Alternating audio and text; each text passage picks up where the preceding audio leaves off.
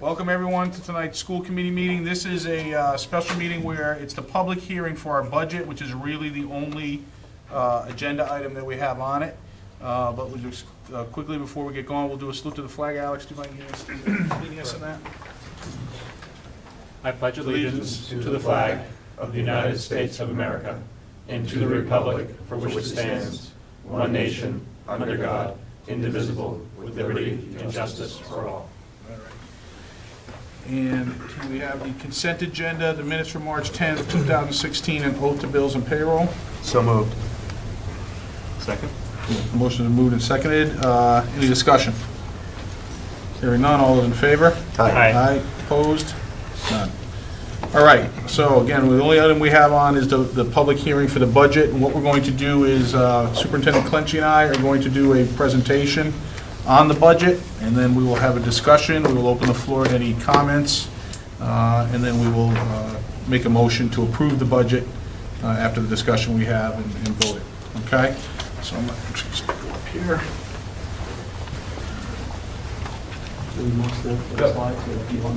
No, I'll do it. I don't think so.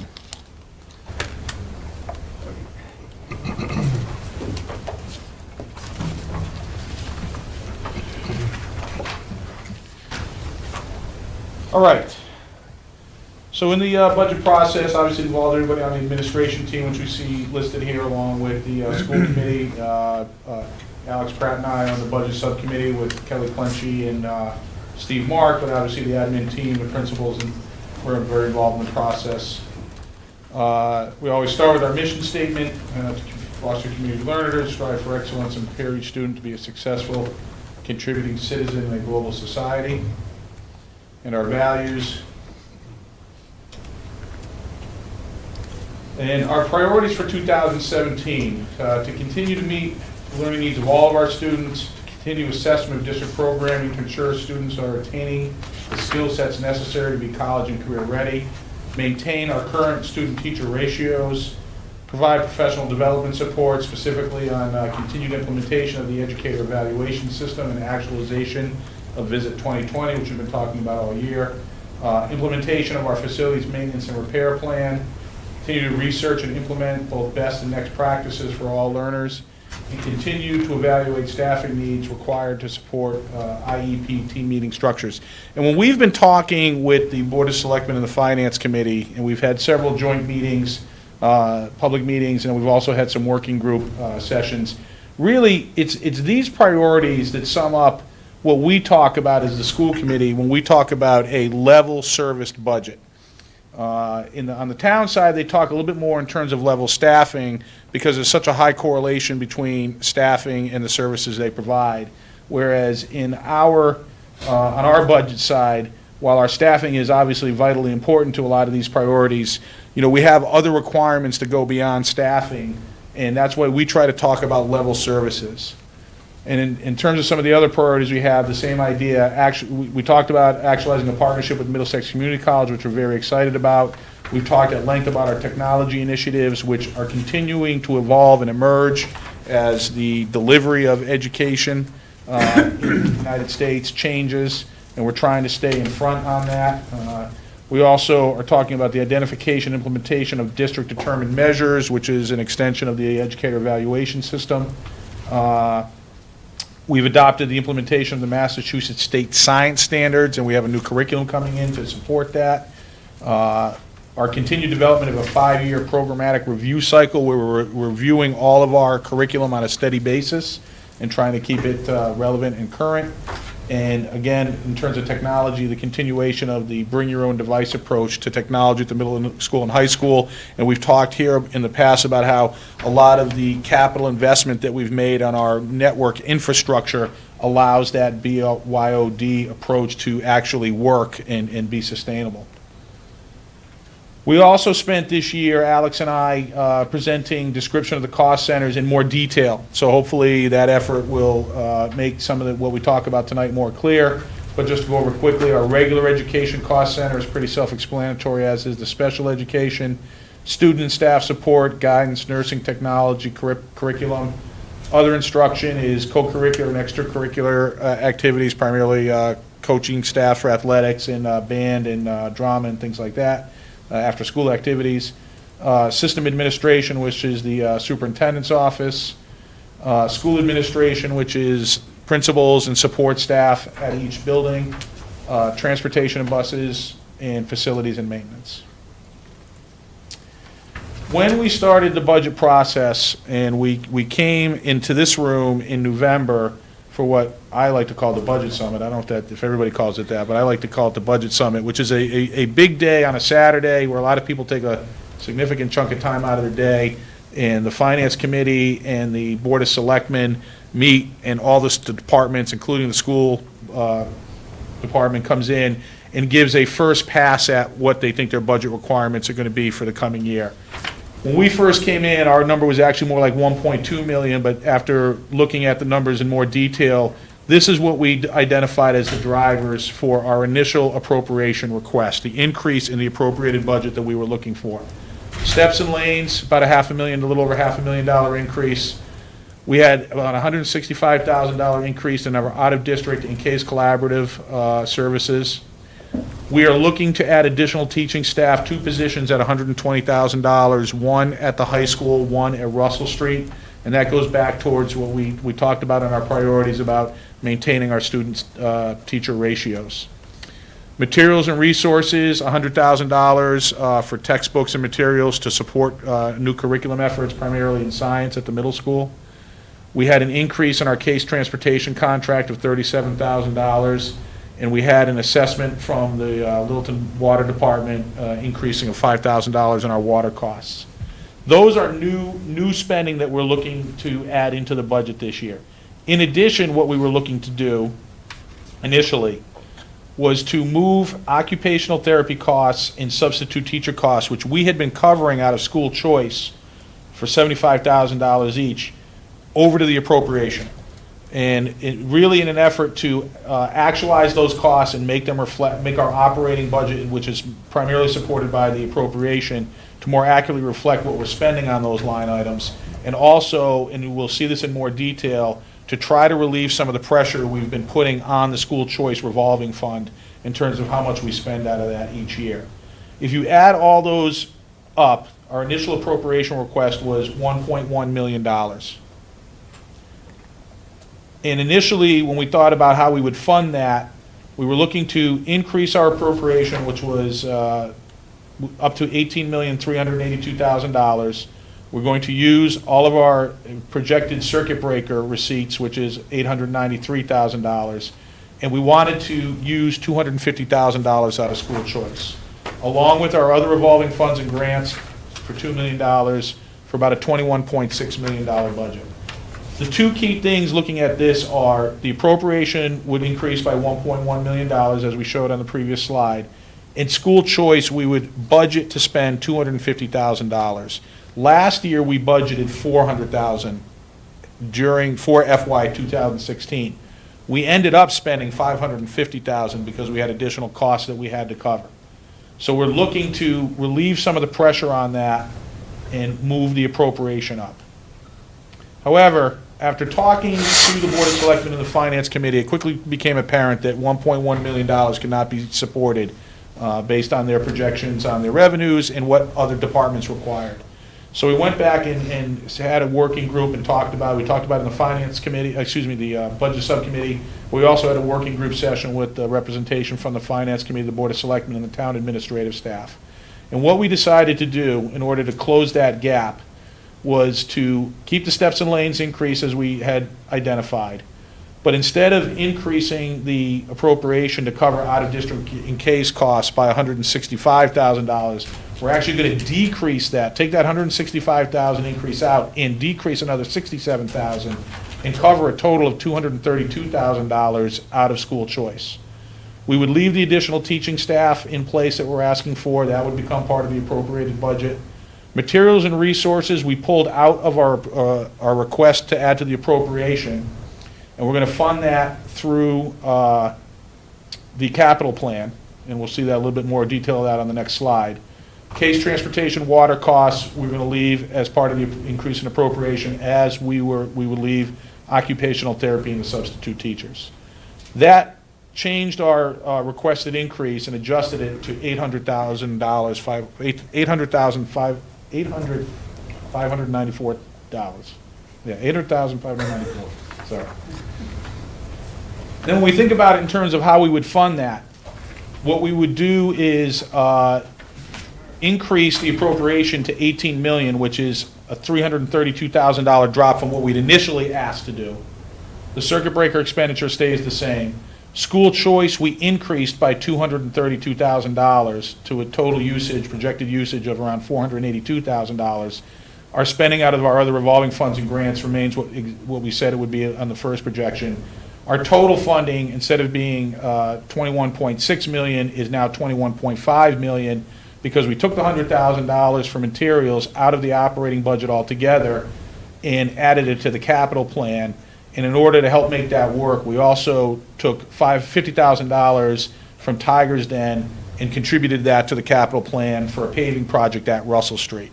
So the net impact on the capital plan in an increase is $50,000 from the town budget side and $50,000 from the Tiger's Den revolving account. But that allows us to get the materials and resources that we feel we need, and did drop the total funding request from 21.6 to $21.5 million. Now we'll talk about how that appropriation, that increase in appropriation, affects our cost centers. And you can see here that primarily the increase is in salaries, which is a 5.9% increase in the appropriation year to year from 16 to 17. And then we had expenses increasing by about $50,000, and you can see the total is that $800,594, a total increase of about 4.6%. On the appropriated budget from FY16 to FY17. In terms of the 8 cost centers that we use, you can see that regular education leads the way with a 7.2% increase. Special education is up slightly, 3%. Student and staff support up slightly. Other instruction is about level funded. The other cost centers, you can see some increases there. Obviously not as big. They're all more like 4-figure increases. As you'll see on the next slides, how the other cost centers absorb most of the salary increases, which is the biggest driver. In regular education now, we're breaking it out by school here, and you can see that we have level funded expenses in each building. And we've talked really every year that I've done this presentation, we've talked about how in order to make the budget work, we keep squeezing the expenses line items at the school buildings. Having said that, one of the reasons that we are able to do that is we've made a move to pull some of the things that we would typically call expenses out of the operating budget towards the capital budget. We've done a lot more funding of technology acquisition in terms of iPad carts and Chromebook carts and things like that out of capital, and we've even started to do textbooks and materials.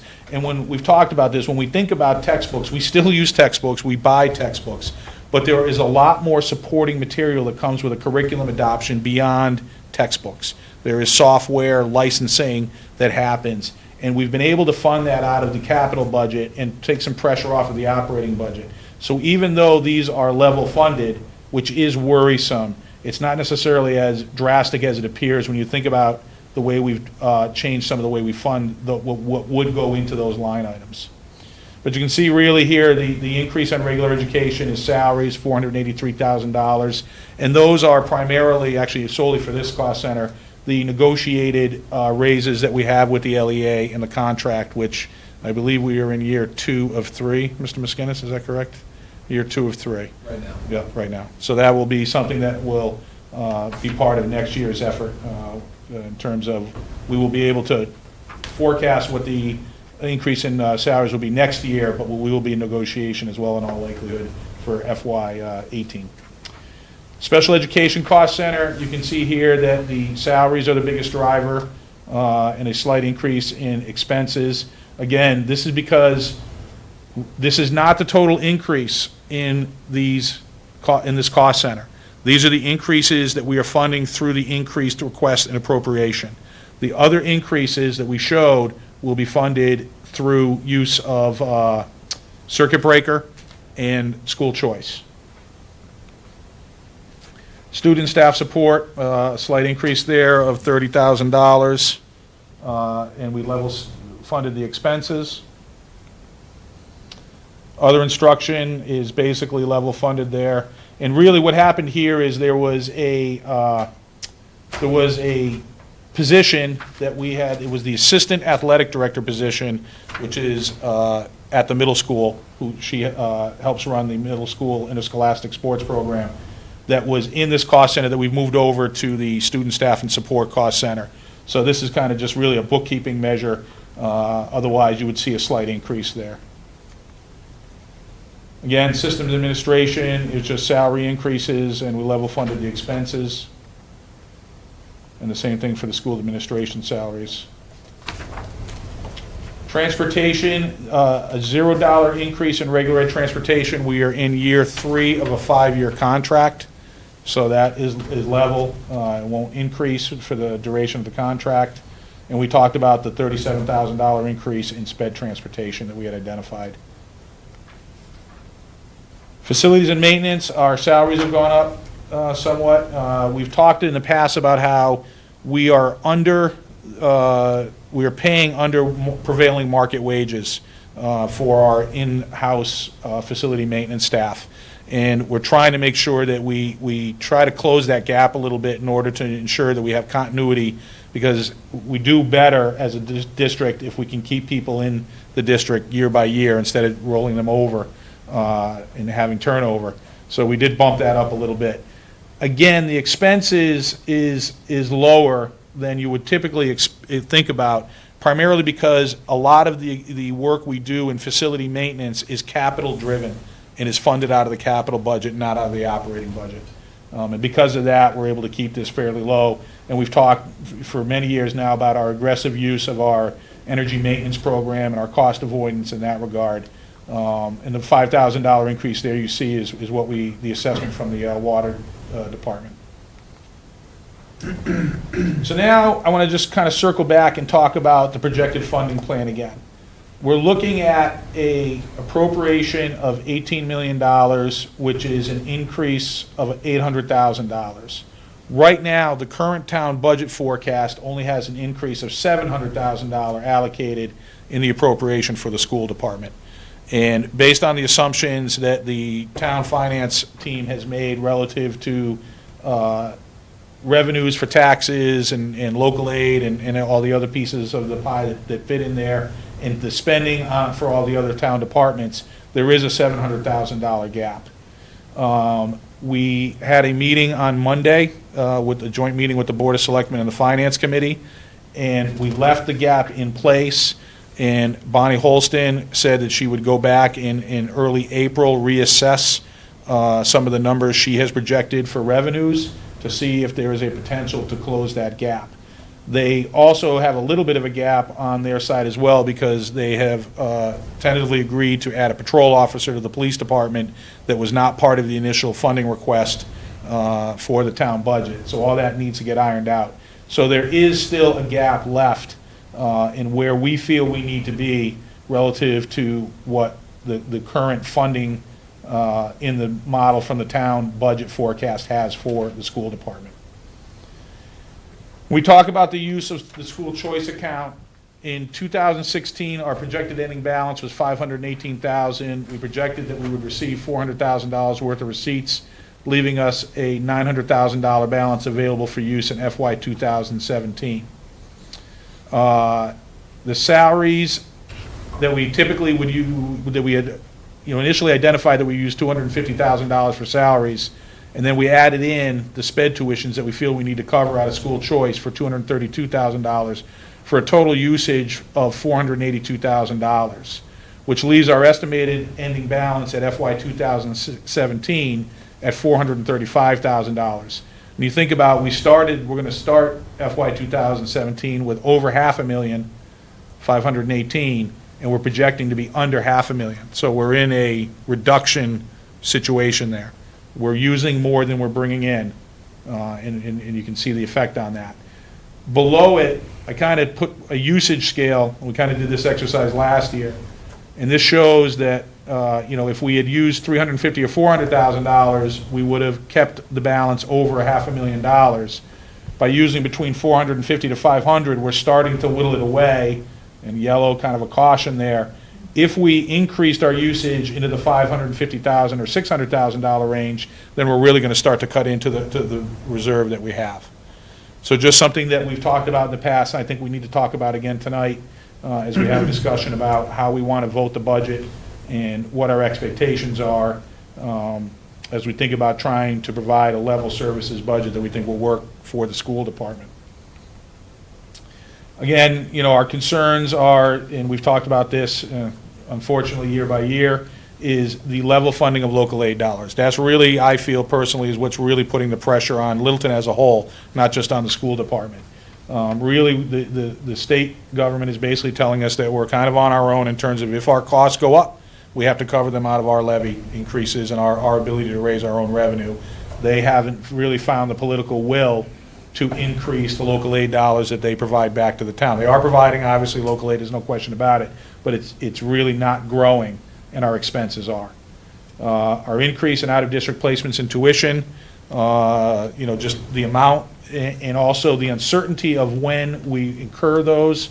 We try to budget for them, we try to forecast for them, but as we have more growth in town, more families moving into the developments, the houses and other housing stock that's being put online, it gets more and more difficult to be able to project exactly what we're going to have to spend on those types of things, and we can get caught out in the middle of a school year having to provide more funding than we had originally budgeted. And again, the new development and housing growth, the potential impact on classroom space, transportation, and sped is something that we're keeping an eye on. Our continuing reliance on our use of our revolving funds to the point where we're starting to cut into the balances we had built up over the years. Contractual and non-contractual salaries, keeping pace with market trends, really the concern there being having an artificially high turnover in our staffing if we're not able to compete in the marketplace in terms of how we compensate our staff. And we talked again about when we showed the cost centers, the flat leveling budget for supplies and materials. While we have been able to get some relief because of the way we finance some of those things out of capital, there's just no getting around the fact that we can't continue to level fund those. Our cost for acquiring supplies and materials goes up, and at some point we're going to have to recognize that and be able to deal with that. At this point, what I'd like to do is just turn it over to Superintendent Clenchey to give sort of a synopsis of some of the accomplishments and the benefits that we have as a school system and as a town that we've enjoyed by having a well-funded budget up to this point. Thank you, Mike.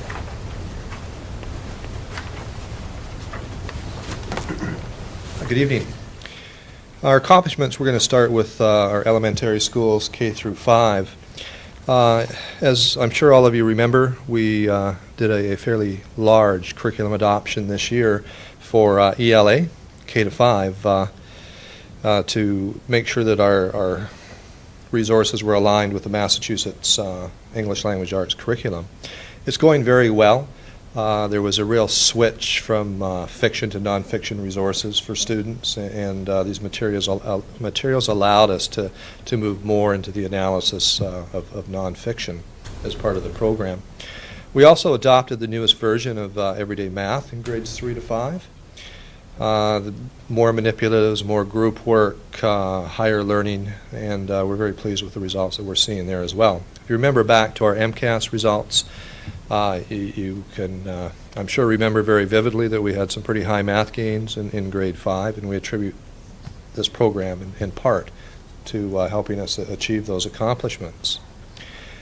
We implemented NWEA.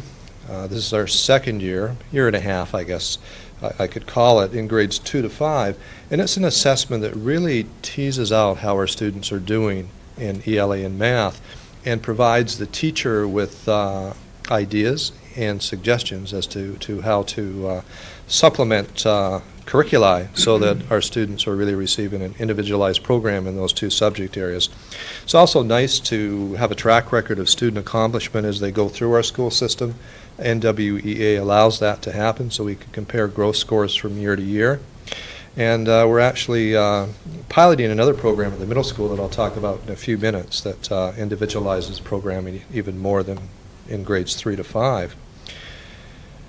We continue to focus on learning targets and also student ownership of learning in grades 3 to 5. Students are beginning, or are more correctly, setting their own learning goals, which is very helpful and beneficial. As we all know, learning is an iterative process, and the more our students take ownership, the more successful they will be. We also have had much success with our math lab in transition to grade 2, and we continue to see great academic gains through the use of this lab. Professional development. A few years ago, we went to a two-tiered model of professional development in our district, and we have a school-based professional development team that focuses on initiatives that will benefit their particular students. We also have a district professional development team that focuses on district initiatives. So we're getting the best of both worlds. PD that was provided to our elementary schools, our Journeys, Common Core, and ELA. When we introduce a new program, it does require professional development. It's not a matter of just buying textbooks and putting them in front of students and teachers. There's a learning curve that happens in terms of instructional strategies, assessment strategies, etc. Everyday math, our teachers also received in-service and new resources there as well. Technology integration based on ISTE standards, International Society for Technology and Education. And we've been focusing very heavily on this, and every year, at the end of the year, we take a look at a grade span analysis of student skills, and that's how we purchase technology for our schools. It's focused on what do our students need to know in terms of technology to be successful. Our grade 3 to 5 teachers received training in CPR and AED this year, training, automated external defibrillator. And our pre-K to grade 2 focused on second step program as part of a character education program within the school. Culture climate, continued implementation of our ALICE emergency response program. Something we implemented last year, but it's something that you don't just implement and forget about. It requires constant reminders and training, and we feel real good about this program in all of our schools. Continued implementation of responsive classroom, grade 3 to 5. It's a character education building curriculum. Very pleased with those results in terms of what our teachers are doing within those spans of time in their classes, and it is carrying over into their other classes as well, which is important. When you talk about character education programs, you have to extend beyond what you're doing in that 20 or 25-minute time block. It has to be interwoven into what happens throughout the day within our schools and in our classrooms. We're also piloting a new bullying and prevention curriculum in grades 3 to 5. New addition of second step materials, K to 2. We were very fortunate to be able to find funding to replace the Shaker Lane and Russell Street playgrounds. They were in dire need of repair, and it's always nice to have spaces for students to play. Recess, free time, unstructured time is a very important component of the learning process. We also were very fortunate to have some paving done at Shaker Lane, the back parking lot, and the rear playground. That was something that we needed for many, many years, and I'll share a quick story with you. It was last year. I was visiting Shaker Lane School, and I ran into a parent who was picking up their child, and their child had fallen in the back parking lot area. It was pretty rough with potholes. We filled them, but again, they erode, and she had lost a tooth. So after touring the classrooms, I grabbed the principal and went out to the back parking lot and asked him to show me where she fell.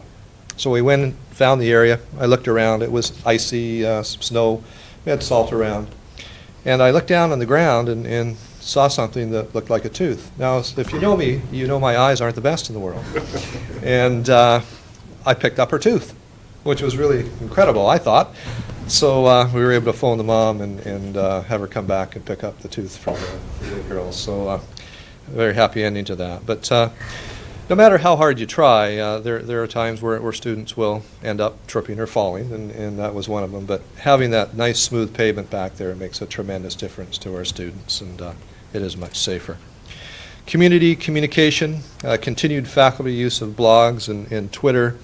We actually rearranged our technology staff this year, and we sat down and talked to them about their strengths and emphasized that we wanted to specialize more. We actually moved Julie Lord from Shaker Lane to Shaker Lane and Russell Street and backfilled some of what she was doing at Shaker Lane with another technology person. This has made a tremendous difference in terms of integrating technology into our classrooms that results in learning and inspiring students to learn. I look at Russell Street now and the transformation that has occurred from the beginning of the year till now, and I'm just amazed at their increased use of technology. We also have moved our tech team around from school to school, so we give them a new home every year. That was their idea, by the way, which was really interesting. It's not easy to pack up everything and create a new home every year, but I really feel that their presence would also add to injecting expertise for teachers right in the building, where teachers didn't have to email them. They were easy to find, easy to grab. And they've been at our high school this year, and again, I've noticed a tremendous difference in terms of what our teachers are doing in their classrooms as a result of their presence. Our grant from LEWLD at Russell Street to convert our computer lab into a makerspace. We hear a lot about makerspaces, and it's almost completed now. We're excited to have the open house, and we're very fortunate to have businesses in town and grant availability in town from other corporations such as Kimball Foundation that help us out to be able to do things that we otherwise wouldn't be able to do.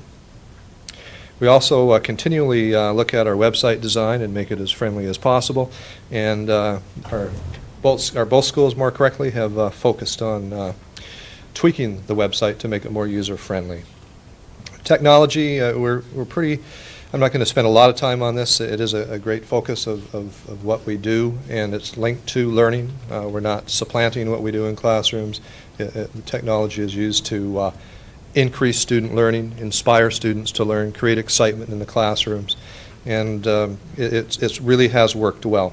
We're moving more to a Chromebook platform at Shaker Lane. We were very iPad focused for a number of years. With NWEA administered in grade 2, it's an online assessment, and our grade 2s use Chromebooks to complete the assessment online as well. We piloted a one-on-one initiative in one of our grade 1 classrooms this year, and it's been an exciting initiative, and it's really interesting to see how technology is used on a one-on-one basis within a grade 1 classroom. Our middle school, in the fall, our middle school was reaccredited with the NELMS accreditation. Only 34 schools within the New England states are given this prestigious recognition, and we've held on to this for a number of years. When talking to Dr. Branco, we were giving him a rough time because they gave him a larger banner this year, and so they had a truck with a ladder to put it up. And we were giving him a rough time that they were actually taking it down and not replacing it. And he said, that actually happens. Some people do lose their accreditation from time to time. So we're very happy to figure out that they were just putting up a bigger banner in that case. Curriculum instruction and assessment. One thing we do before we adopt a new curriculum is we pilot various resources to ensure that we've done our due diligence and homework, for lack of a better word, to ensure that resource is the best fit for our school district. So science, we've been doing that for a couple of years. The first pilot we used was an online pilot, an e-book pilot. The teachers didn't like it when we did our assessment, and rather than take a risk, we threw it out and started from square one again. We're happy with what we're doing this year in science with Discovery Education. It's a tech book, and we'll be moving forward next year with the adoption of that curriculum for middle school science. We are piloting Collections, which is an ELA curriculum resource. Nice to have that in alignment with the Massachusetts standards. We implemented a literacy lab this year for the first time, And really excited about how our students do on MCAS this year and of course NWEA having that lab. I can't remember, Mark, how many students we have in there now. Could you refresh my memory? So about 60 students, and they're identified through a well-defined process. And obviously the teacher works on various materials and skills that they perhaps need a little more work on. So we're quite confident it's going to make a difference in their proficiency in English language learning. At the middle school, we introduced something called MyPath, which is an offshoot of a company called Edgenuity, which is an online course offering entity. What it does is it further individualizes programming for our students. So we can have a student that perhaps is struggling with certain concepts within a unit. We can lock them into an online component under the direction of their classroom teacher, and they can take care of those challenges very, very quickly and then move on and reintegrate into the classroom. We also use that for advanced learners as well. And the sky's the limit with MyPath because if you remember, NWEA is an adaptive exam, so it focuses in on the actual ability levels of our students. So virtually, if we have a student in grade 6 that's functioning with a grade 10 math concept component or mastery, it will provide materials for them so that they will be able to take a look at those concepts and master those concepts. So it's really kind of an interesting addition to the middle school. Continued, as I've said, implementation of MAP testing. As you can tell, I'm really excited about this. I've used this in a number of districts, and I've been very impressed with the increases in performance levels with our students. And with that, I want to reinforce the fact that it's one test, and when we assess students, we assess the whole child. And testing is important, but there's more to education than just testing. This is just one component that helps ensure that the curriculum and instruction that our students are receiving is helping them reach their potentials. Professional development at the middle school. Staff were in-serviced in curriculum review and design, since we're reviewing a number of curricula at the middle school level, student assessment and feedback, and something called executive functioning. A simple way of putting it would be organizational skills, and it goes way beyond that, but that would be a basic way of defining executive functioning. We feel very strongly that we need to do more of that in our schools and integrate concepts of executive functioning within all of our classrooms.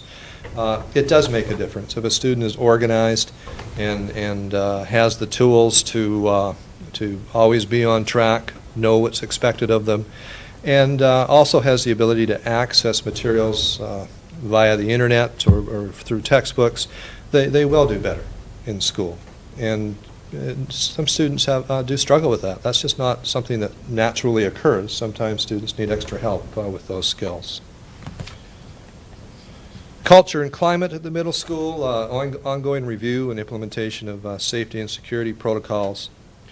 Review, revision, and continued implementation of the advisory model, something that we're looking at very closely and tying it in more into social and emotional learning and empathy building. If you really want to move ahead in all aspects of social and emotional wellness, I think the key commonality is through the development of empathy. So we're really focusing a lot more on that in middle school education, right K through 12 in our district, but it is an increased focus at the middle school. The utilization of trimester celebrations for student success. It's always nice to recognize staff and students throughout the year. And we had a number of teachers that approached us this year with a green school initiative. So we supported them, they filled out an application, and the middle school is now a green school, which is nice. Nice to be energy conscious. Community communication, we continue to use various methods of communication in engaging our parents and community in what we're doing in our school, in this case the middle school. The websites, teacher websites, were becoming far more consistent in terms of platforms that teachers are using, which is important so that when parents log on, they don't have to log on to 10 different websites to find out what's happening. So with the Aspen software program that we're using, that has made that possible, and our teachers are becoming more technologically literate in the area of website development as well, which helps. We continue to use Twitter. You go to any of our websites, including the district website, you'll see tons of information and pictures about what's happening in our schools. This is an attempt to bring our classrooms to you as a community. And so if you haven't, I would urge you to log on to our websites and take a look at what's happening on a daily basis. The middle school completed a survey this year. I had all schools complete a survey as part of their school improvement plan initiative. And it was really interesting to look at what parents still use for communication. And when we looked at that survey, and I'm sure it goes beyond the middle school, we still are in somewhat of an email phase, believe it or not, with a lot of our parents. And they are transitioning more to messaging and Twitter, but we have a ways to go. It kind of surprised me a bit. I thought our Twitter following in terms of people accessing our website would have been greater than what the survey showed us. So it's something that we still need to work on. You're making me feel kind of like an old fogey. I feel like I'm a cutting-edge individual, but I love email. Sorry. Email's fine, but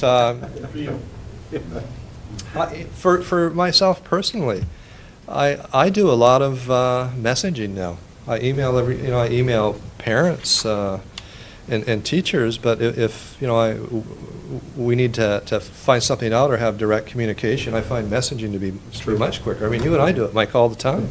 So it's kind of interesting how we transition to different modes. Text messaging? Yes. Yeah. And Twitter, I know it'll continue to catch on. My following keeps increasing, and I know everybody else's is, so we'll just keep hammering away at it. Technology, we continue to move forward with BYOD. The opportunity to have robust networks so that we're not limited to the number of IP addresses makes a tremendous difference in our schools, and it certainly helps move technology forward within all of our classrooms. I'm trying to go fast. I know I talk too much, but I'm working on that. High school, curriculum instruction and assessment. You'll notice that all of the accomplishments I've talked about tonight are aligned with our Vision 2020 plan, with our 5 strands. And everything that we do aligns with our Vision 2020 plan. Curriculum instruction and assessment, we revamped our Algebra 2 and AP European History resources this year. We added a new computing science class as an extension of our partnership with code.org. Remember, 2 years ago we added our first class, and this year was the second class as part of what we committed to do through a partnership with code.org. We've added some new courses: AP Stats, Latin 5, Foundations of Biology, which rings home to me. When I was a high school teacher, I taught biology and phys ed at high school, in a high school setting, and a textbook called Foundations of Biology by Kimball. Any of you remember that book? It's the best book that was ever written on the Earth's surface. And I still have a copy of it. It's kind of like a Bible to me. But very good course, Foundations of Biology. Topics in wellness, strength, and conditioning, and fit for life. The comprehensive program review that we had allowed us to obviously revisit what we are offering our students in terms of phys ed and wellness, and it allowed us to extend our program offerings in those 2 areas as a result of adding a phys ed teacher. We also adopted an alternative credit for physical education, and I'm really excited to see our participation rates. I've left Principal Harrington alone till the end of the year. I promised him I wouldn't be hounding him, but I'm really looking forward to seeing the results as they come in, specific to the number of students that access the alternative credit for phys ed. All schools are continuing to develop district-determined measures. This will be the first year that we are using these measures. It's the second year of implementation, so our teachers that are evaluated this year, along with the administrators, will be giving a rating in regard to student learning, their effect on student learning. So that's going to be interesting. DDMs are assessments that are teacher-created unless they're MCAS or NWEA. And I'd like to commend our Teachers Association for working with us. This was a tough initiative to come to terms with in terms of using assessment as an indicator of student performance. They were supportive, great to deal with, and realize that it's one of many measurements that we use to help teachers become the best that they can be in their classrooms. So this will be the first year that we actually actualize this concept. Student support teams at the high school level are continuing to meet bi-weekly to monitor student progress and recommend interventions.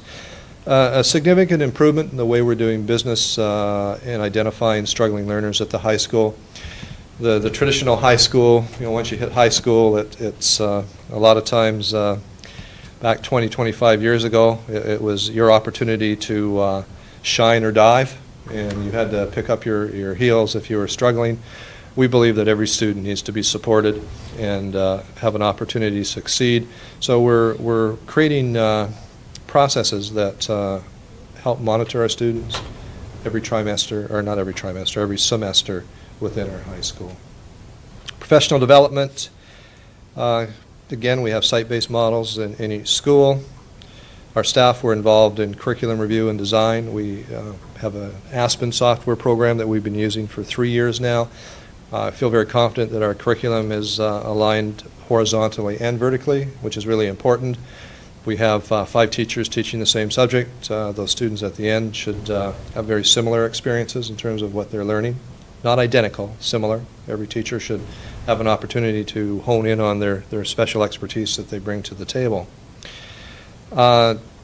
Instructional technology at the high school, topics included Flip Classroom, Google Apps for Education, and Aspen Pages. Culture climate at the high school, monthly advisory periods embedded into school schedules. This is something that we've been working on. It was a NEASC recommendation as well. And it is a real transition for a high school to start offering really as a character education program on a regular basis in the high school setting.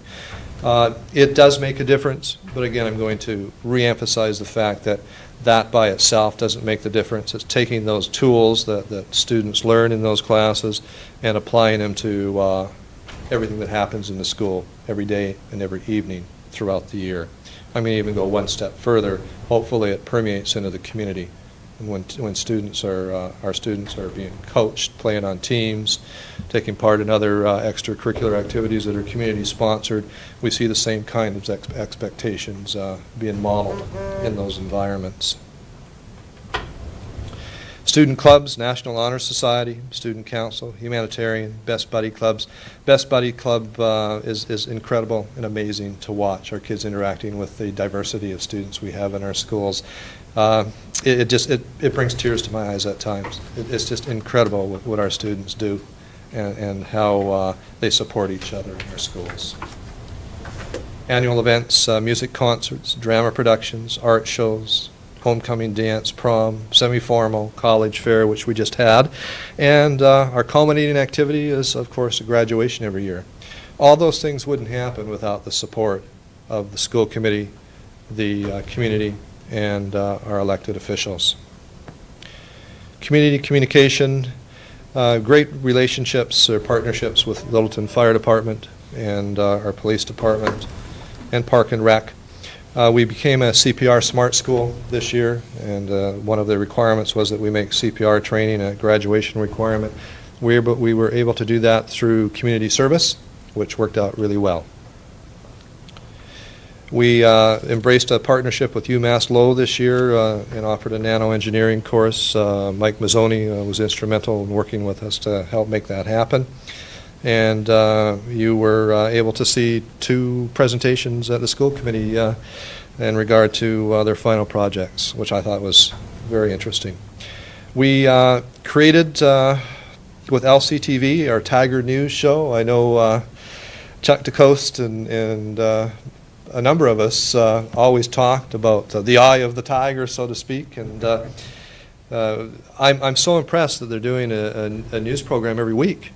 I mean, my expectation when we sat down and talked about this is, you know, every 2 weeks or once a month, I would have been really happy. I shouldn't say that on air, but it's incredible, and to watch our kids grow in that program is just so special. So I'm looking forward to many years of Tiger News within our community. We were also able to renovate our kitchen area, and that was a staff eating area in our cafeteria to offer a life skills program to our Tier 4 special education students. And we're still at the beginning stages of developing that program. And I'm excited about what we're going to see next year after staff has an opportunity to continue to look at schools that have implemented this program for a number of years and pick up some ideas and tips in terms of, you know, how this program should evolve. Technology, having the tech team at the high school makes a tremendous difference. And the teachers at the high school have come such a long way in the use of technology in their classrooms. Putting a reliable computer in a teacher's hands is probably the best investment one can make in education in this day and age, because they develop proficiency using their own timeline. They don't just have to develop it on a fixed timeline. They can play with it 24/7 if they so choose. And that allows us to, and it has proven to allow us to move at a very, very fast pace in implementing technology in a useful way within our classrooms. You can go into a lot of classrooms that have technology throughout our nation, but if they don't have the training and they don't have the opportunity to work with a specialist in terms of how do you make this meaningful, all it does is supplant what you were doing before. Instead of writing out a paper, you're typing out a paper. Technology goes far beyond that in terms of its usefulness within classrooms. We've expanded the use of Chromebooks and flat panel displays with Apple TVs, which makes it really easy for students to do presentations within our classes. And it's all wireless, which is just great to see what we can do in all of our schools now. I always like to finish with some accomplishments. These are accomplishments that are K through 12, not just the high school. Our students wouldn't do as well in high school without all of the efforts of our parents, students, and teachers right from pre-K on. Spring 2015 MCAS results, ELA, 99% of our students scored proficient and are advanced. Math, 96% of our students scored proficient or advanced. Science, 91% of our students scored proficient or advanced. Biology, 100% of our students scored proficient or advanced. SAT results in 2015, critical reading 565, math 557, writing 552. 12 seniors received commended recognition on the National Merit Scholarship Program based on PSAT performance. So another great thing that we do. Some school systems don't have their students write PSATs, but it's a good thing to do. It prepares them for the SAT and gives them another year to really develop those foundational skills that they need to do well on the SAT exams. AP results in 2015, 97 students took 182 exams. We've come a long way in the last 5 years in terms of participation and offerings at our high school specific to AP courses. 91% of AP students within the high school scored a 3 or greater. Total of 30 AP scholars, 11 AP scholars with distinction, 6 AP scholars with honor, 1 national AP scholar. Results that I'm very proud of as a superintendent, and I'm sure our community shares in that pride in terms of our accomplishments. APs, and I don't want to go too much longer here, but we've had robust discussions in regard to the merit of APs. We really believe that APs still have a place in high school. And I'm going to make a statement that when I look at APs, it helps prepare our students to be college and career ready. Our partnership with Middlesex College that we formed gives our students that opportunity to experience what it's going to be like to be in college and be successful. And by doing these things, it decreases the reality that we have seen for many, many years in our nation of students graduating from high school and then spending a year taking remedial courses that don't count towards an associate's degree or a degree. I think we've been very successful at helping to reverse that trend in Littleton, and if we continue the partnerships with where we're heading, I predict that very few of our students will ever be faced with taking remedial classes. And in fact, if we embrace this concept, many of our students will have at least half a year of college courses prior to graduating from Littleton High School. The power with this partnership with Middlesex College is the fact that our teachers can be accredited at the college. When you think of that, that's pretty incredible, that our teachers within our classrooms have the qualifications to be college teachers. And we have 5 teachers that have jumped on board for next year as a pilot. They will be offering classes, honors classes, for example, and the students in those classes have a choice of obtaining a college credit and a high school credit, or just a high school credit. It will be up to them. I believe, John, it was $67 a credit? It's really cost effective. Yeah, it's around that. It's very cheap. So we're really excited about that, and again, some of us who have had children go through colleges and universities, may have some concerns about what private colleges will do with these courses. And again, I'm going to reiterate the fact that it's more than just the course. It's the experience that makes a difference, that helps with our student success. If they go to a state school, those credits will count. We already have that verification. If they go to a private university, who knows what happens. I mean, believe it or not, at my age, I still go through that in terms of what credits are you going to take. I mean, I've gone to great universities in my lifetime, and when I enroll in a private university to take a class for some type of certification, sometimes they will look at my credentials and say, oh, why don't you take this course as well? So it's not as if it's just young kids that are faced with this disconnection, as I call it. It happens to everybody. That's part of the experience. Exactly. To conclude, I'd like to thank all these people on the last page. What we do is a result of a community effort. Every aspect of our community, from our senior citizens to our students, to our staff, to our parents, to our elected officials, all of us working together in harmony allows us to provide the students in this community with the education that they need to be successful. Very proud of what we've done. I know it's always tough. It's tough in every town, finding money to do what we need to do.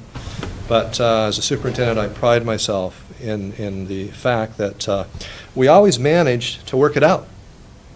We have interesting conversations at times, but it's important to know that everybody at the table wants to do the best thing that they can for all of the people in the town of Littleton.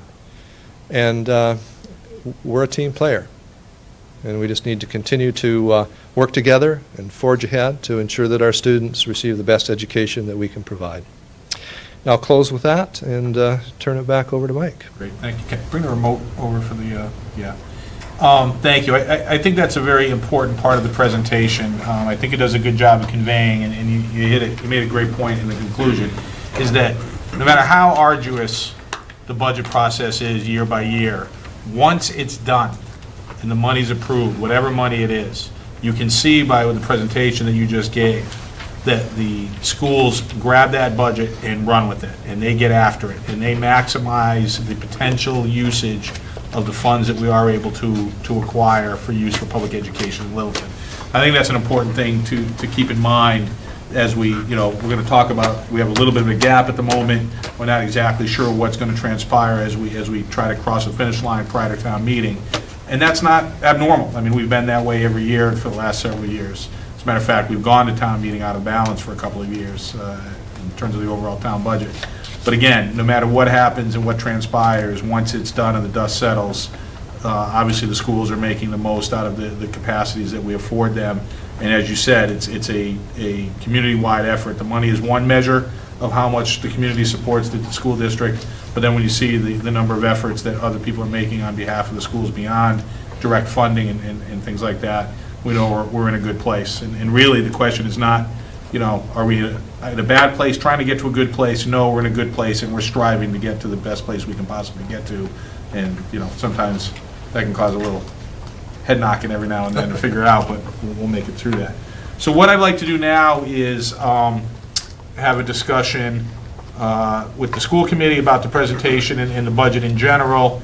And then we have a couple members of the Board of Selectmen here. If maybe they don't have to, but if they wanted to make some comments, we would invite them. And then anybody from the public that wanted to come up, and there's still time to get down here. It's a small town. So, having said that, I will lead out to the right. Alex, comments on the presentation and the budget situation in general? Sure. So this was my third budget on the school committee, my second on the budget subcommittee, and I think this was our best process to date, just speaking about the process for a second. We go through the same process, the same foundation of a process every year, but we always tweak it a little bit. A couple years ago, we added the budget summit in November, brings all the town departments together, including the schools, and I think that's been a really effective thing over the past couple of years. What we've done this year is, I think, above and beyond what any department has done so long as I've been a part of this process. Probably for a little while beyond that. We've done the cost center breakdowns, as Mike mentioned. We have made budget transparency an even greater priority with those cost center presentations. We started in August, figuring out what our number and our needs might be, working with Kelly. The budget subcommittee started meeting in September. We had our budget visioning session in September, talking about what is the public looking for from their school district, and we heard a lot of ideas. We weren't able to get to most of them this year because when we started the school year, we really hit the pavement in terms of trying to figure out how to make the budget work this year. But afterwards, after this is said and done, the budget subcommittee is going to go back and look at that feedback and trying to come up with a long-term budget vision. Because we play it year to year because we have to. But hopefully in the next couple of years that will change. We'll be able to have a longer-term outlook. One of the things that I hope we can do differently next year, when we ran into this towards the end, was the number that we put out. Initially it was 1.3 million in August, September, and then special ed costs went down a little bit, bringing it to about 1.1. Now that number remained the same. I believe that was the number you gave out at the budget summit in November, was 1.1. And yet the FinCom sort of reacted like they were hearing it for the first time maybe 3 weeks ago, maybe a month ago, which we know that they weren't. And that's not on the FinCom either. They just were saying, oh, how are we going to make this work? And rather than those conversations happening in early March, in late February, they should have been happening in January, in November, December, and January, and hopefully having some sort of resolution heading into February at least. Or at least a smaller gap than we had this year. Now we have two of our best advocates on the Board of Selectmen in the room, Schcmte Mar and Paula Vella, our former colleagues. They've left us for a higher office. And they have done a really good job at improving the process from the town side. Over Paul's 2 years now in the Selectmen and Chuck's first year, I think we've really seen some improvements there in the communication and the willingness to work together as a town to support the schools. But there's still this concern that I have and that I feel I need to talk about, and that's the number that we often get from the town. By the time we come to that moment where we say, yes, it's actually 1.1 million, that's the actual number, a couple of weeks ago, and the town says, oh, well, we don't have the money for that. And we believe that. There are a lot of expenses in town that need to be paid, and we're only one department out of many. My concern is, and this is again not really for these two in the room because I know you know this, but my concern is that by the time that conversation has happened this year, all the other money had been spent, and so the increase in the appropriation, and maybe this is just my perspective, but the increase in the appropriation from the town side for the school district was based more, in my view, on what the town could afford at that point in the budget process than on what the needs of the schools were. Which theoretically should have happened in November, where we can say, here are all the needs of all the departments, how are we going to balance this? Now, the other piece of that is that the vast majority of departments in town were level service budgets anyway, so it's not like there was a whole lot of money out there up for grabs.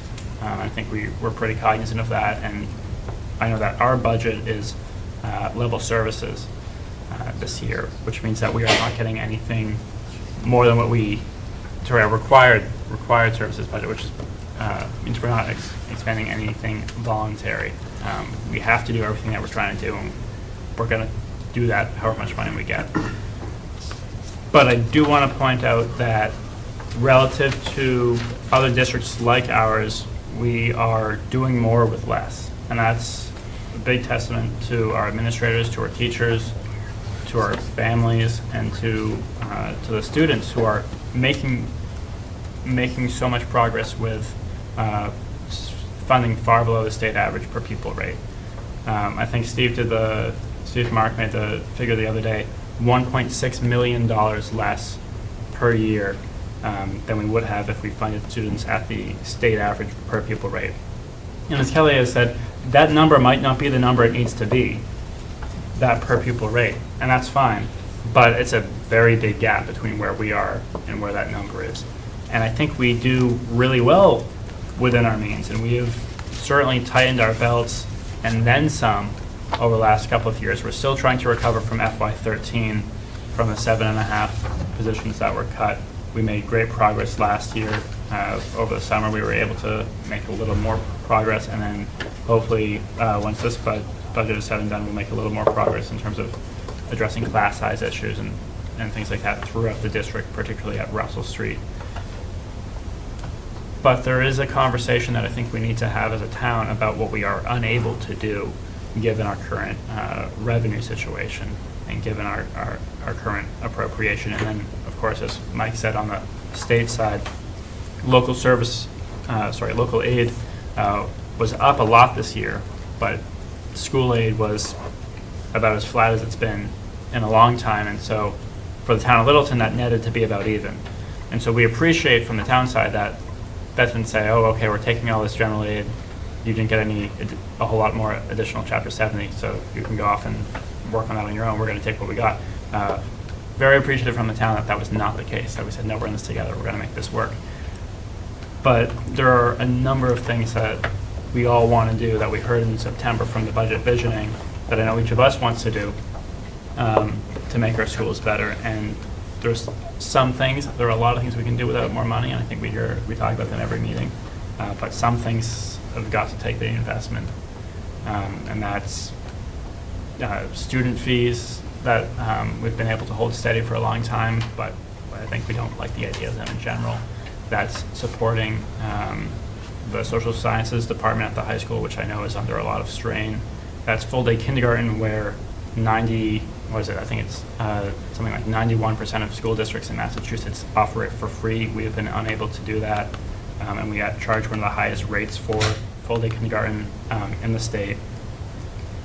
Addressing some of the housing needs that we're going to have over the next couple of years, particularly as we see development increasing. There's a lot going on. There's a lot that we need to be prepared for. And I think we're doing the best that we can. But as a community, I think we need to become a little more engaged and a little more long-term thinking to meet those needs that we know are going to be coming down in some capacity over the next couple of years. And when we're budgeting year to year, eventually there's going to be a point where it's going to be a lot of pressure and a lot of pain to make it work. That said, there's been a lot of great work, a lot of hours done by our finance team and by our administrators and by the selectmen to work with us. We know we always try to reach a solution, and I think we will get it this year. I think we'll reach that solution. I'm not sure. I don't think anyone is going to be, over the moon, but perhaps that's the nature of a compromise.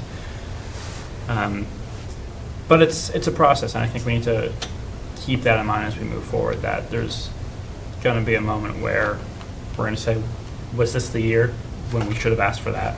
Was this the year that we should have tried to boost our financial solvency and to replenish our revolving funds, which have gone down over the years? There's a lot to talk about, and I wish there were more community members in the room who would engage with us on that. Thank you. Mike? I guess first say thanks to Alex and Mike and everyone else, the selectmen who are here and everyone else who helped put together this budget. It obviously takes a lot of work trying to, put these numbers together.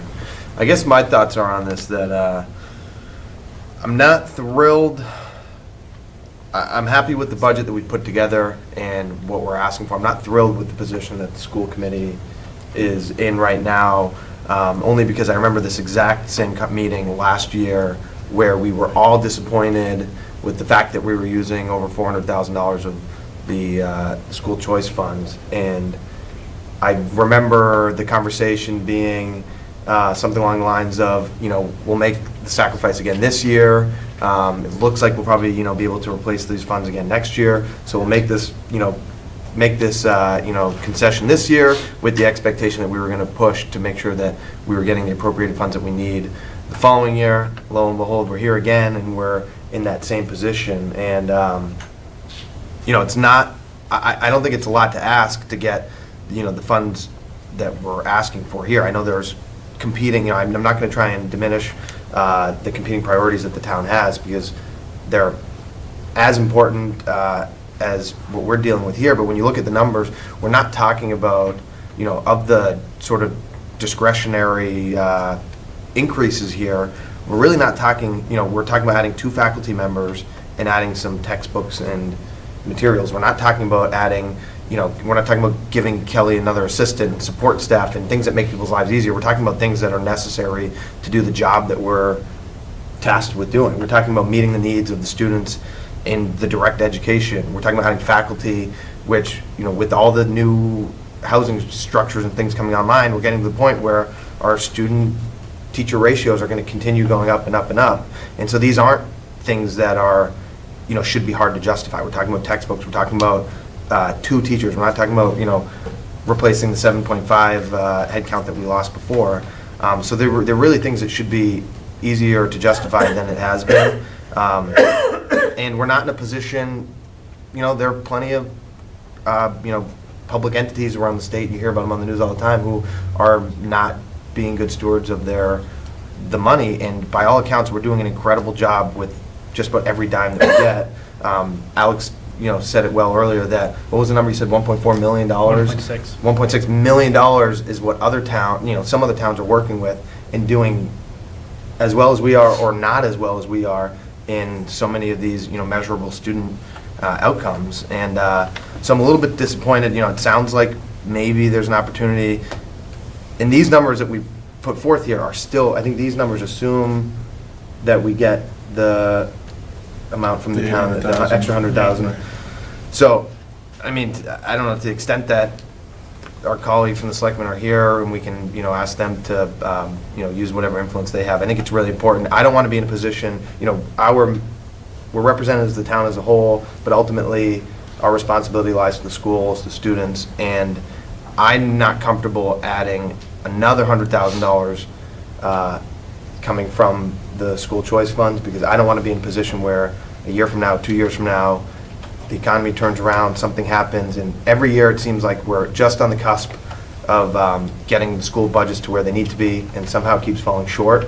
And eventually, at some point, the time's going to come calling where we're going to be needing to dip into these funds as more of a necessary than as a desire. So I'm totally supportive of the budget. I think it's very justifiable. There's nothing in here extravagant, even though we have a laundry list. We talk about it every time we talk about the capital budget. There's a laundry list of things that would improve our schools that we could go to that we're not asking for in this budget. So I think it's totally justifiable, and I think you guys did a good job putting it together, and I totally support what you're asking for. Thank you. Gonna jump all the way to the end, ask Mark to chime in. Yeah, I agree with everything that Alex and Mike said. I did have some specific questions on the budget. One question is on the revolving funds. What number did we spend in 16 versus 17? Is that number flat, or is the balance? In terms of the other revolving funds and grants. It's pretty flat. It's probably up a little bit for FY17 because our revenues for some of the kindergarten and tuition accounts are going up a little bit, but it's fairly flat. But that money goes right back into the program anyway. Correct. you know. Okay. I'm a little uncomfortable with the school choice number spending more out of school choice than we're taking in this year. It's one thing for it to be effectively neutral, but the fact that it's decreasing bothers me. We should, I don't know what the general policy is for the school committee on this, but it doesn't seem like we should be spending more than we're taking in. We should try and maintain a balance just for that reserve. That's one of my biggest concerns, is that if you keep spending in the rears, you're gonna, you have no safety net. The other question I have is well, actually, two questions. We're basically getting a $700,000 increase from the town. How did that differ from their starting position? Wasn't that basically their starting position? At the moment, that is. So that's the number that Bonnie's been saying since Although November? they did increase the capital spending by $50,000 over what they had originally authorized and what we'd worked towards. So, but in the operational side, that's the original number that they put forward. So the negotiation was basically no. I would rephrase it as they need to take yet another look to see where they can find it. It's not that they have it and they don't want to give it, they don't feel like the word, as Mike phrased it, that the request we're making is unjustified. It's a question of, overall, the town budget is asking for this, and the projections is that we have, $700,000 less than what is being asked overall. And that the only way that that's going to get resolved is if that either they find more money in what their expectations are relative to tax receipts and other fees that the town charges, or, money received from the state, or, we change the spending strategy. And so with this $100,000 gap, if they don't come up with the money, That's why we're sitting here right now. That's part of this, that's what this meeting is about, Mark, yeah, for sure. yeah. I know you know the answer to that question. So I'm a little uncomfortable with those two numbers going forward, with effectively spending $80,000 more than we should out of the school choice account, and then being another $100,000 short. Those are my. Thank you. And I just wanted, before I let Daryl chime in, that idea of what is a comfortable level in the school choice account came up on Monday with the Board of Selectmen and the FinCom, and one of the FinCom members mentioned that it might be a good idea to sit down and come up with a policy relative to what we think is, and my comment to that was that we're more than happy to participate in that type of discussion, but that it would be revisiting a policy that we had set several years ago. When I first got elected to the school committee, the revolving funds were really almost zero. When I say revolving funds, I'm going to talk specifically about school choice and circuit breaker. And we were spending it year by year, and we were all uncomfortable with that. And the goal was to build those reserves up and not be reliant on them year to year. And the discussions that I remember that around $600,000 in school choice was about what everybody was comfortable with. Anything more than that, well, we started to ask ourselves, is that really necessary? The only reason we would have thought it was if we were getting fully funded relative to the appropriation, then why would we cut into choice? Because you got to remember that choice, while it's a revolving fund in the sense that we have money coming in year by year, that's because we're in a terrific spot right now relative to the number of choice seats that we have filled and the amount of money that's coming in. That might not always be the case. It won't disappear overnight, but it may get whittled away year by year as we make determinations as a district about how many seats we can actually have have kids from out of district come in on school choice. But the idea was that we would build the reserve up, and around 600 was about right. So if we want to revisit it, we can, but we definitely in the past have had the idea that it should be around 600. And if you're starting to cut into that below that, that starts, and that's why I kind of used the green, yellow, red motif was, green, we're about where we want to be. Yellow, is kind of a warning sign because you're right. Now we're spending a little bit more than we took in, and we're starting to whittle away. And red it's a precipitous drop and really not sustainable year by year. And it's just a question of when you're going to run out, not if. And it'll happen faster than we think it will. So your concern is there. It's a concern on the FinCom and Board of Selectmen side. And, Mike mentioned that he wouldn't be comfortable going higher because we're already probably, to your point, Mark, too high. I think we can all, And I support what FinCom says, that we should more formally Yeah. codify the Sure. procedure or policy, or what we're But- willing to spend. Exactly. And get agreement between the boards on right. that. And really, the phrase you used just now is exactly right, more formally, because we have had an agreement. It's not been like we've been just doing what we thought was best. It was an agreement that we had all achieved over time in discussion, and was a working understanding. And that changed too, because we used to build up the circuit breaker account, that we didn't spend it year by year. The idea was to build up a reserve in that account as well. And then we kind of changed direction with that because we felt, based on statute, that was what was required to do. School choice, clearly not based on statute, do we need to spend it. We can build up that reserve as high as we feel is comfortable as a community, and use it as we see fit. But it's definitely, it's an evolving point of view from what was first discussed and understood when I first got involved in school committee, 10 years ago. Can I don't want to take Daryl's time, but just because it's relevant to that point. You're not going to take Daryl's time. I'm going to use my time. Take any of it or not.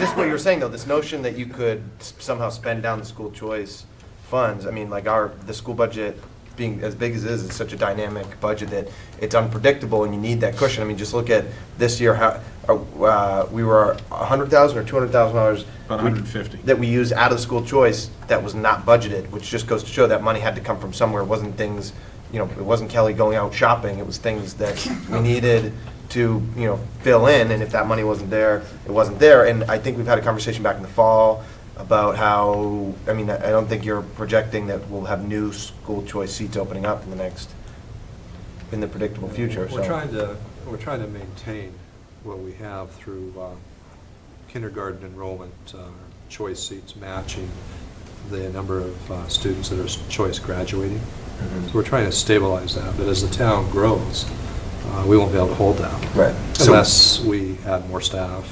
Or more physical capacity. Exactly. So now, while we're currently spending in arrears, like was already said, it's not like we're projecting that next year we're going to bring in $80,000 more than we're Correct. bringing now. So Correct. it's just a trend, an unhealthy trend. Right, it'd be one thing, you're right, it'd be one thing if we identify the opportunity to receive more, then we could spend it being comfortable, we'd be able to replace it. That's certainly not the case.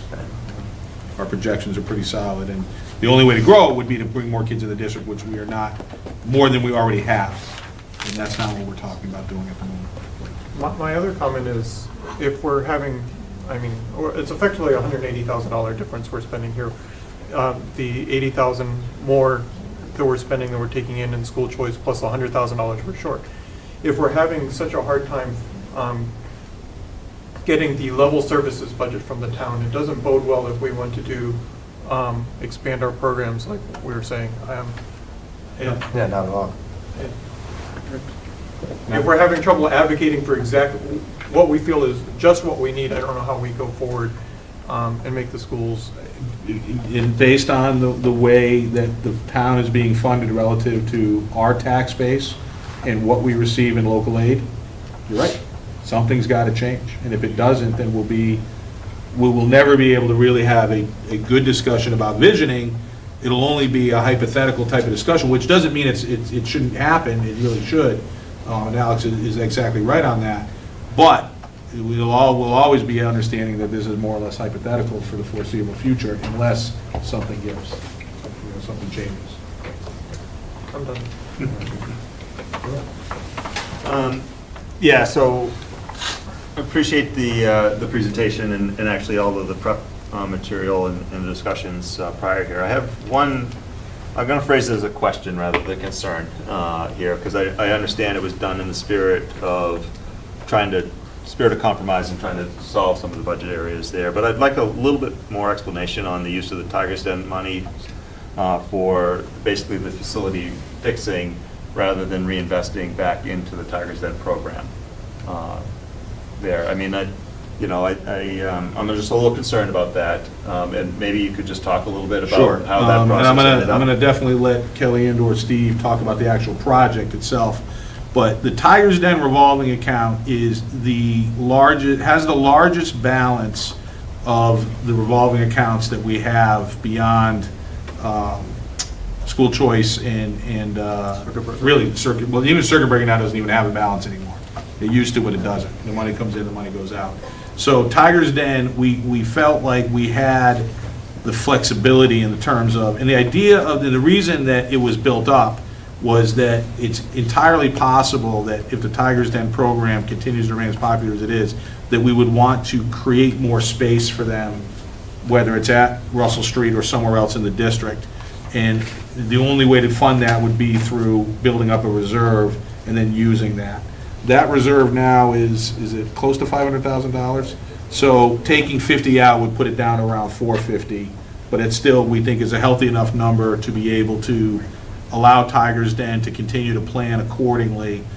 Certainly won't limit their ability to do that, but like you phrase it, relative to looking for creative ways to shorten the gap, that was the one we threw out there. And the project itself? The project that we're looking at is part of the capital project of paving in front of Russell Street School and around the side where Tiger's Den is. So when you look at money that's in revolving funds, it's important that if you expend that money, that it somehow affects something close to the program or the building where the program is being offered. When we met with some representatives from FinCom and Board of Selectmen and the town finance team, they, in my opinion, they were looking at the revolving funds as free access to do whatever we wanted to do with them, which is not true. It first of all, doesn't meet Department of Education requirements in terms of how you spend funds related to specific accounts. So when we were trying to mediate and come up with a spending plan, we were being creative, and we felt that we could justify that $50,000 to try to lower the delta that we had. Unfortunately, nothing else was put on the table from the other side, so to speak. But despite that, we were able to lower a $450,000 delta down to $100. So I feel good about that we're only $100,000 apart, and I don't think the $50,000 contribution from Tiger's Den is not being used the way it should be used, because it is an offshoot of that program. And the fund was growing for a number of reasons. We've been more successful than we had anticipated with enrollments. And secondly, we were always concerned about space. And we knew eventually, if the town continued to grow, that we may need a new home for Tiger's Den. So we wanted to make sure we had some capital to do that. Yeah, I'm not questioning the expenditure of the funds not being within the appropriate legal guidelines there. I want people to understand to what extent we're going through to make this budget work here, which includes moving money from some of these designated accounts in creative ways to help close the gap. Legitimate, but creative. But that's actually a really good point, because the same logic that we've been applying to school choice funds is an tack on 50,000 from Tiger's Den. Well, it helps with that. The longer term impact of that is it's less money to be used to improve that program. Right. On it. We're using it to help sustain the budget there. I share the concern everybody has with the increased dependency on the school choice funds. As I look around at other towns, they're struggling with exactly the same thing. I quickly looked at some of the other towns' projected budgets, balances in their school choice funds, and they're in the exact same situation. They're spending way more, and their funds are even down in the less than the $200,000 range in some other districts there. It's a continuing piece and problem, which just reflects the overall concern about how schools are funded in general there. Or not, as the Or case not may be. there. But and that also speaks that I think we need to continue to strongly recommend and advocate that we move our recurring costs out of the school choice funds into the appropriated budget. I know we've been trying to do that there, because otherwise we're going to get in this trap. It's just going to bite us more severely as those funds become less available here.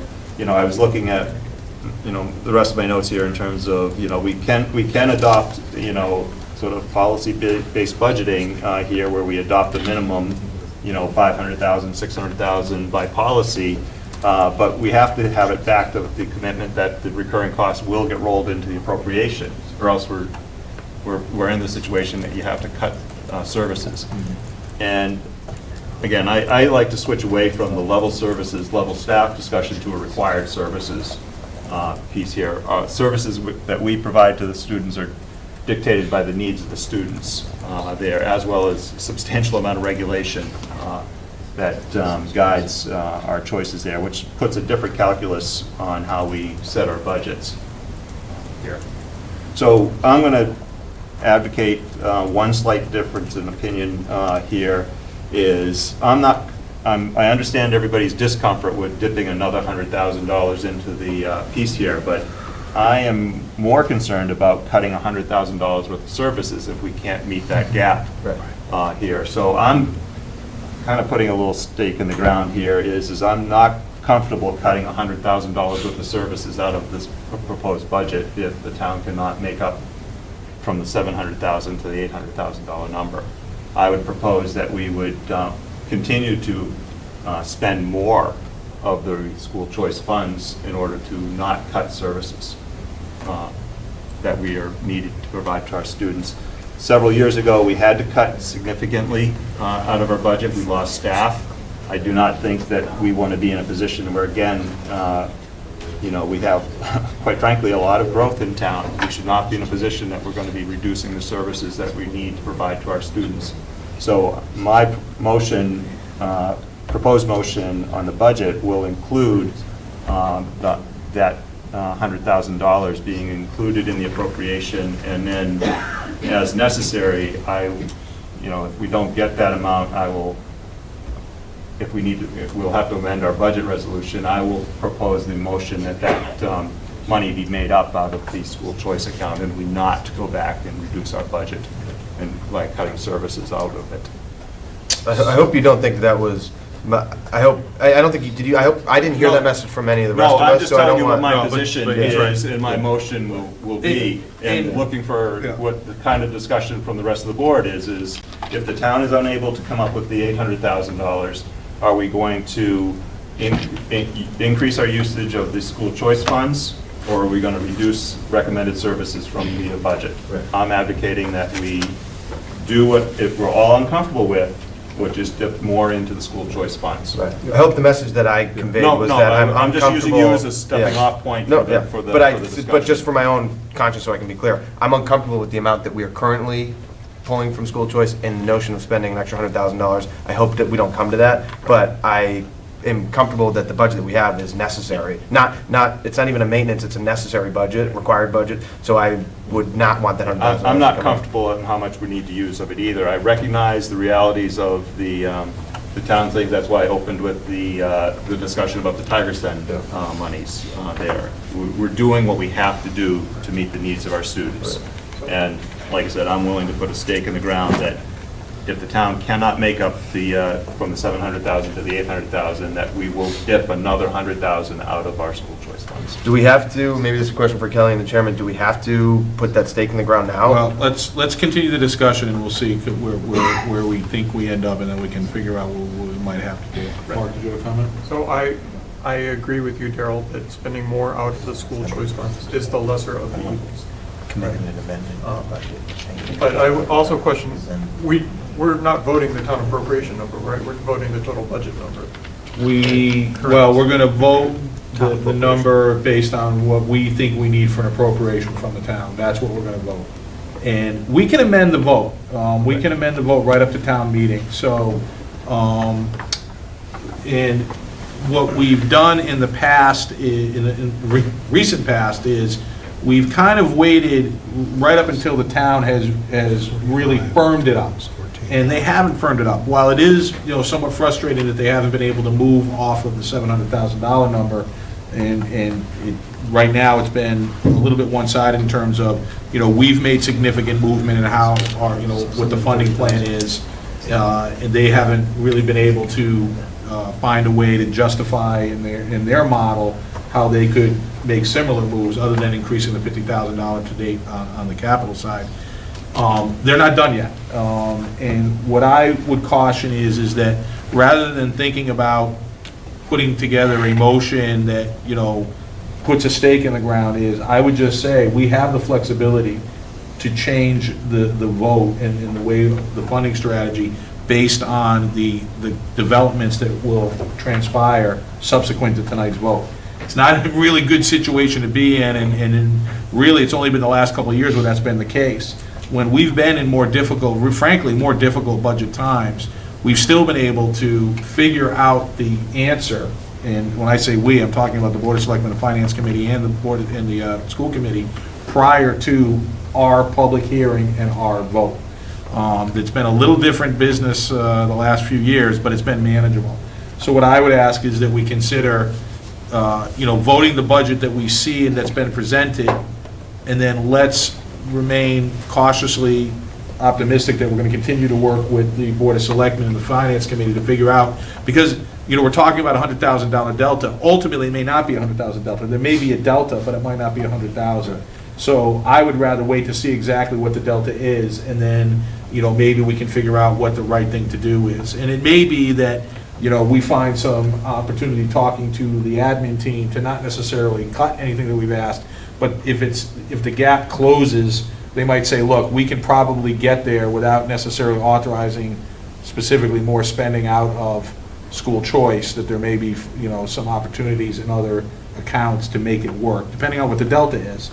So I just don't want to hamstring ourselves, and I just want to let the process, it's already been longer, this is later in the spring than we typically have this meeting and this vote, but I think we're okay in the sense that as long as we get to town meeting, if we do it 5 minutes before town meeting, we do it 5 minutes before town meeting. That's the finish line. I agree. I'd prefer not to lock us into committing that $100,000, because then it makes it too easy to say, it's too easy to not get to that number. I'd rather us vote again sometime before town meeting to amend it at that point. I agree with you. Yeah, no, the way Bonnie doesn't watch these, does she? Because we've all given up our cards, showing that we prefer to use the $100,000 out of school choice, but I don't want us to, can you guys cover your ears? But I don't think that we want to lock ourselves into it in a vote today that we can't change. So my proposed motion would be, is that, I jotted it down here, is that we're requesting an appropriation of 18,059, the number that's stated there, supplemented by school choice of 482,000, plus use of revolving funds and circuit breakers as required, because those are actually driven by regulation and the availability of the funds there. So I wasn't going to include the specific amounts of those two line items there. To make sure that it, I guess, from my perspective, that formally closes the books in terms of what we're formally asking the town for. There's no more, we need to, it's not a discussion, it is what we've asked for. Right. There, and if they come back and they say they can't, then I guess we have an opportunity before town meeting to have a separate vote as to what we would do as a result of that. But I guess I want to just make it telegraphic, pretty clear, we're asking for 18,005,594. I would like to just make one comment too, because relative to Mike's, I hope you understand that I wasn't asking to reduce the spending. Nobody has asked us to reduce the spending. The Finance Committee, the Board of Selectmen, nobody has said, gee, why don't you just spend less and we'll solve this problem that way. They have a very good grasp of what we're asking for and why we're asking for it. Now, we're all adults, and we know that, these equations, while the decisions can be hard, the equation is really not that complex. We have money coming in, and we're going to have money going out. So you either get more money in or you spend less. It's really not any more complicated than that. Now, when you're dealing with modeling, which is effectively what a budget is, then you can start to think about, well, maybe we can tweak the model and get to a balanced budget because it's a budget, and then we'll see what the actuals bear out over time, and we can change, spending from account to account as necessary, use of revolving funds both on the town side and on the school side. That's going to happen anyway as well, regardless of what we vote and what we budget. The actuals will be different, hopefully, and not even hopefully. We know that as a town, we do a very good job of coming very close, and everything is audited and ties out the way we expect it to. So nobody has asked us yet to reduce our spending. And I just want to make sure that we're all in agreement. And when I say nobody, I mean nobody yet has asked that. While there's definitely been concern about wow, that's a large number, and gee, relative to where the rest of the town's requirements are and how much money we think we're gonna have, we might have a problem here. Nobody has said, well, you guys are just spending too much, stop it. Although, I do want to point out that our ask was 1.1 million. Right. And there's a big delta there. Yeah, but the other thing to keep in mind is that wasn't all new spending. It was 150,000 of that was spending that we had already done, that we wanted to move from our revolving accounts over to the appropriation. And in terms of new spending, they recognize that those are required, in terms of what we're trying to do, and nobody's arguing about that. And most of that 150,000 that we wanted to move from the revolving to the operating was represented in part by our vote last year to dip more into the Exactly. revolving funds Absolutely. than we wanted to. And that's, I think it was, Mark talked about that, it's concerning that we're spending more than we're taking in, and Darrell talked about, the idea is that we need to move those, if we use the revolving accounts to meet a shortfall, they need eventually, the question is how eventually do they get moved into the appropriation? And Paul Avella has been very clear about that at town meeting, at the joint meetings that we've had, that there needs to be a formal recognition by all the bodies that are involved in this process to understand that, a plan needs to be put in place and a recognition has to occur that this needs to get fixed. And if it takes 2 or 3 years, so be it. But it can't be ignored, and it can't just be, shoulder shrugging, saying, well, that's just kind of the way it is, and we'll just see what happens. It's like, no, we've got to get our arms around it as a town and as elected bodies and, advice-giving bodies and people that participate in the process so that we can figure out how we're going to get ourselves out from underneath there. And, we talked about, it's an issue in many towns, and it's, the pressures are not common to Littleton. So we all know that we have to deal with that. So I really don't have anything more to say beyond that, what's been echoed here and what I've contributed as you guys have talked. I think we've painted a pretty clear picture of where we feel we need to be, and we've also painted a picture of how difficult it may be to get there. And we just got to see how the rest of the process plays out. And, again, looking for support from the town, we've had it. But we need to continue to make sure that they understand where we're all at and why we are advocating the way we are. And I think we've done a good job of that tonight, and we'll see what happens over the next few weeks as we get closer to town meeting. My preference tonight would be to support the total funding of $21,513,000 with an appropriation of $18,050,594, with the expectation that we'll be able to secure that, and with the understanding that if we are not able to secure that, we'll meet prior to town meeting and figure out a new game plan. I think Darrell was pretty clear Yeah. about that, so I think, Yeah. I think we have a consensus on that for sure. And I want to point out that our options at that point are not move items around they're not just move items around in the budget or spend more out of revolving or cut services, because there's still town meeting. And as much work as the 3 boards do throughout the year, and it is a lot of work, there is still town meeting. And although we've been able to avoid that, and I think it's a good thing that we've been able to avoid making those changes on the floor of town meeting, from a matter of process, it is still hypothetically an option. Well, the other thing to keep in mind is that the last 2 town meetings we've had, we voted an out-of-balance budget. It wasn't a lot of money, but we did vote it. Now, they've changed the financial policies and procedures to not, in terms of at least policy anyway, really allow that to happen, for good reason. But you're right, things can transpire at town meeting that can change the landscape, so we'll have to see how that plays out. And also the timeline that we have, with May, town meetings in early May, by the end of the fiscal year, there's a lot of changes that we'll see then too in local aid and in school aid.